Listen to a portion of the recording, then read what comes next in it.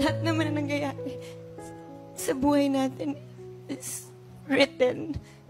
At ginawa na yun bago pa man tayo pinanganak. Time is the ultimate truth teller.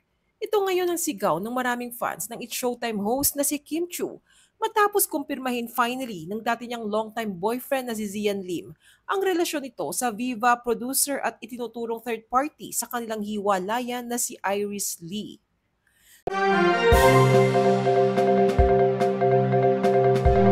Trending topic sa social media nitong Webes, May 2, ang pag-amin ni Zian sa relasyon nila ni Iris sa pamamagitan ng isang exclusive interview sa isang sikat na magazine.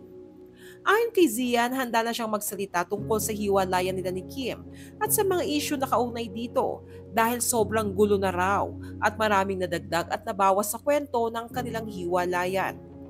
Dagdag pa ni Zian, kaya niya pinili na magsalita na dahil nasasaktan siya para kay Iris na sobrang abala raw sa buhay at hindi raw deserve na masangkot sa ingay na dulot ng hiwalayan nila ni Kim.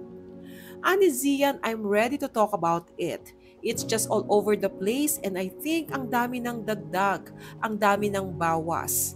Naglabas naman kami ng statement to clarify things and it just pains me na parang may mga taong nadamay. Ang busy-busy ni Iris, ang busy-busy ko. She has a lot on her plate and I have a lot on my plate. And you know she doesn't deserve all the flack. Kaya naman diretsahang inamin ni Zian na may relasyon sila ni Iris. Inamin ni Zian na very happy sila ngayon ni Iris. Sobrang talented producer daw ni Iris at ito rin umano ang kanyang producer at creative partner. Pero paglilinaw niya, hindi third party si Iris sa hiwalayan nila ni Kim. Ani Zian, yes, I'm seeing Iris. Just to clear everything, to clear all the speculations. We are seeing each other and we are very happy. Hindi binanggit ni Zian kung kailan sila naging official ni Iris.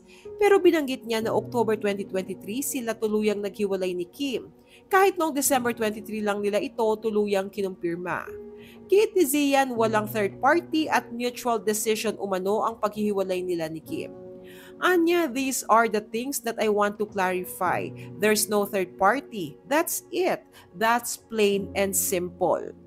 Ngunit, hindi kumbinsido ang maraming netizens sa pahayag ni Zian. Tila imposible raw na agad ma-inlove si Zian kay Iris sa loob lamang ng maikling panahon. Bukod pa dito, ang kapansin-pansing madalas na pag-iyak ni Kim Chiu kapag napag-uusapan ang relationship sa Showtime na nagmumungkahing nasaktan ito sa kanyang nakaraang relasyon. Kaya posibleng habang sila ni Kim ay nagkakamabutihan na sina Zian at Iris. At kahit wala pang label ang kanilang relasyon, maituturing na raw itong emotional cheating kay Kim.